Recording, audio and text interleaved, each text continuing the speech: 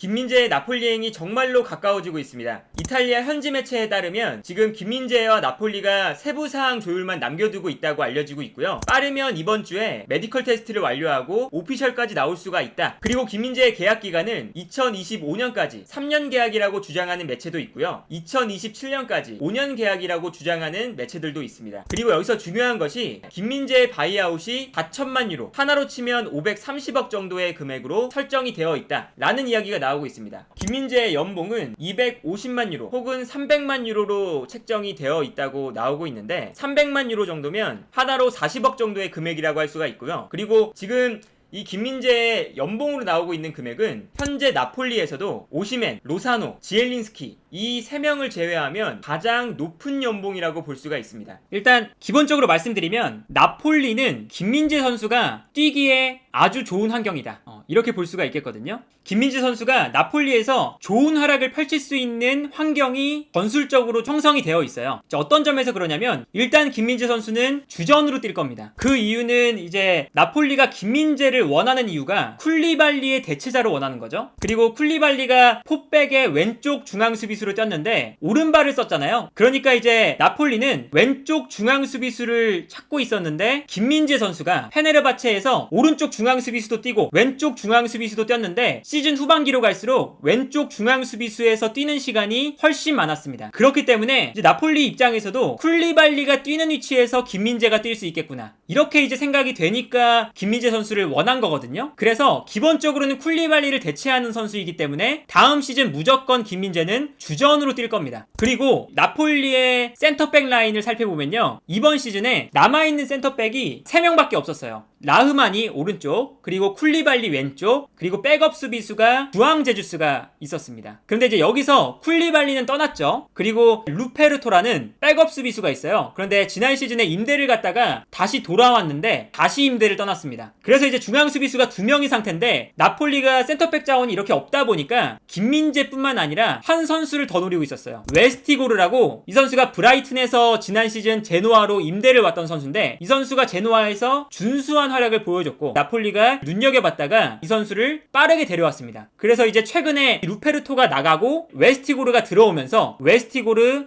라흐마니, 주앙 제주스 이 3명의 선수가 이제 형성이 됐는데, 주앙 제주스는 왼쪽 중앙 수비수로 뛰는 선수고 이 웨스티고르는 오른쪽 왼쪽 다 뛰는 선수이긴 한데 이 선수가 기본적으로는 오른발잡이에요. 그래서 아마도 라흐마니의 백업으로 데려오는 선수라고 볼 수가 있어요. 그래서 이제 김민재를 데려오게 되면 김민재는 주전으로 뛰게 되면서 나폴리의 이제 센터백 라인이 김민재와 라흐마니, 그리고 이제 백업 자원이 왼쪽에는 주앙 제주스, 오른쪽에는 웨스티고르, 이렇게 될 거거든요. 그래서 이제 센터백의 구성만 봐도 김민재는 주전으로 뛸 가능성이 아주 높다, 이렇게 볼 수가 있겠고요. 특히나 김민재가 페네르바체에서 아주 좋은 평가를 받았던 게 뭐냐면 신체 조건도 좋은데 스피드가 빠르니까 넓은 공간을 잘 커버하면서 수비력도 좋다, 이런 거였으니까 김민재 선수의 그 장점을 나폴리가 보고 데려온 건데, 여기서 이제 어떤 플레이를 보여줄 거냐, 나폴리가 지난 시즌 보여줬던 공격 작업들을 살펴보면 기본적으로 비대칭 전략입니다. 풀백 자체가 비대칭으로 움직여요. 어떻게 움직이냐면 왼쪽 오른쪽 풀백이 있잖아요. 포백을 사용하는데 왼쪽에는 마리오 후이, 그리고 오른쪽에는 디 로렌초가 있었어요. 근데 왼쪽에 있는 마리오 후이는 공격적으로 올라갑니다.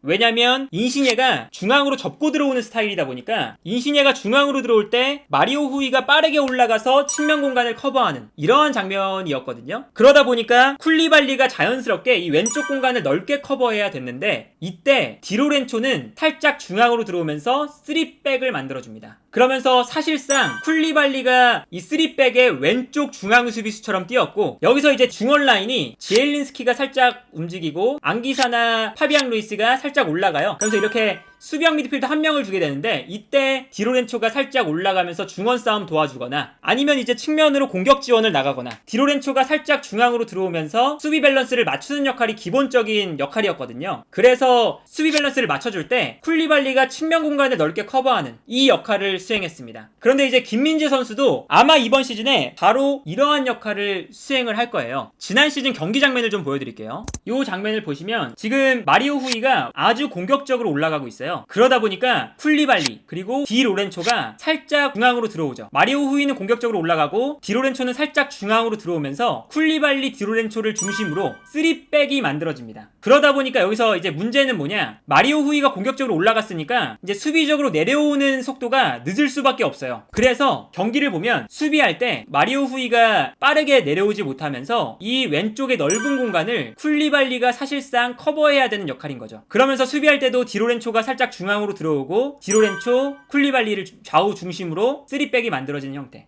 이러한 이제 형태가 만들어지거든요. 그러니까 결국에는 디로렌초가 오른쪽 공간, 쿨리발리가 왼쪽 공간을 커버해야 되는 이러한 역할이었다, 이렇게 볼 수가 있겠고요. 김민재가 그렇다면 어떻게 뛸 거냐, 요걸 좀 생각을 해보면 일단 이번 시즌 나폴리에 좀 변화가 있습니다. 아까 말씀드렸던 마리오 후이, 인시녜, 이 두 선수가 다음 시즌에 주전이 아닐 가능성이 높아요. 왼쪽 측면 공격수 자리에는 흐비차를 데려왔고요. 그리고 풀백 자리에는 올리베라라는 선수를 데려왔습니다. 이 올리베라라는 선수는 우리가 월드컵에 만나야 되는 선수거든요. 우루과이 국가대표팀이라서. 그래서 왼쪽에 올리베라 그리고 그 위에 흐비차, 이렇게 두 선수를 데려온 상태인데, 여기서 재미있는 건 올리베라 그리고 흐비차 두 선수 모두 아주 직선적이고 공격적인 선수들이에요. 프리시즌에도 보면 흐비차가 엄청나게 올라가서 플레이할 때가 많고요. 그리고 올리베라가 이제 경기에 나오게 되면 올리베라가 엄청나게 공격적으로 움직일 겁니다. 그리고 올리베라는 왼쪽 미드필더를 볼 정도로 공격성이 좋은 선수거든요. 그러다 보면 당연히 김민재에게 넓은 공간이 생긴다, 이렇게 볼 수가 있겠죠. 그래서 흐비차, 요 선수의 이제 히트맵을 보면 흐비차가 엄청나게 공격적으로 올라가기도 했고, 특히나 이 박스 안으로 들어오는 패턴을 보여주는 걸 보실 수가 있죠. 이제 그만큼 흐비차가 아주 공격적으로 올라가고요. 그리고 올리베라도 마찬가지예요. 올리베라가 지난 시즌 헤타페에서 사실 이 수비 라인에서 형성되는 히트맵보다 공격 라인에서 나타나는 히트맵이 훨씬 더 많죠. 그만큼 올리베라가 이 공격적으로 많이 올라가서 플레이하는 선수고요. 이제 그러다 보니까 아무래도 이제 다음 시즌에 경기를 보면 이러한 형태가 되겠죠. 흐비차가 공격적으로 올라갈 때, 특히 박스 안으로 들어갈 때 올리베라가 공격적으로 올라오면 그때 김민재에게 넓은 공간이 생기고요. 그리고 여기서 이제 디로렌초는 올리베라만큼 공격적으로 올라가지 않으니까 디로렌초가 살짝 중앙으로 들어오면서 디로렌초,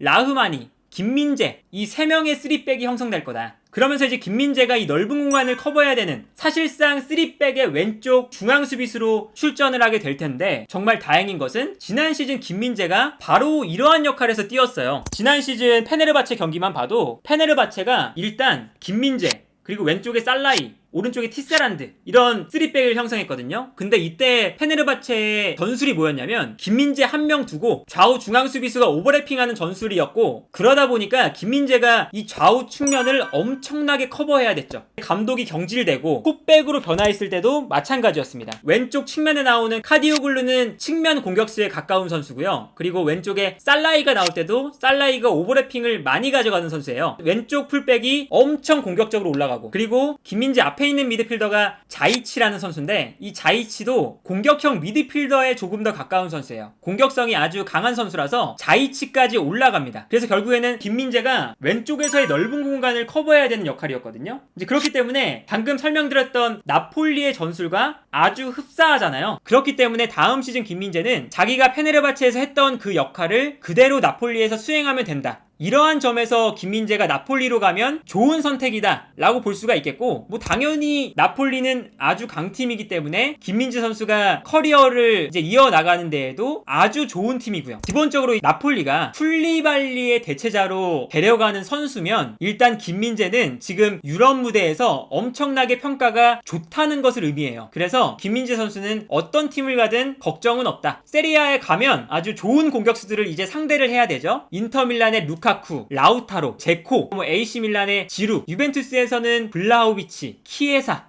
이런 선수들 또 있고, 라치오의 임모빌레, 이런 선수들을 이제 상대를 해야 되는데, 세리아에 있는 공격수들이 페네르바체에 있는 공격수들보다 훨씬 더 수준도 높고 파워도 좋고 기술적인 면도 좋을 거기 때문에 김민재 선수에게도 아주 좋은 경험이 될 것 같고, 경기를 보는 우리 입장에서도 김민재 선수가 저 월드클래스 공격수들과 붙었을 때 어떤 모습을 보여줄까, 이것도 정말 우리의 재미 포인트 중 하나가 될 거고요. 그렇기 때문에 나폴리 가면 참 재밌겠다 라는 생각이 듭니다. 나폴리 나폴리가 챔피언스리그에 나갔을 때 주전 수비수가 김민재다. 이러한 타이틀만으로도 이 축구 팬들에게는 이제 아주 큰 재미가 될 거다. 아주 흥미로울 거다. 이렇게 좀 보여지네요. 그래서 김민재 선수의 이적 자체는 아주 좋아 보인다.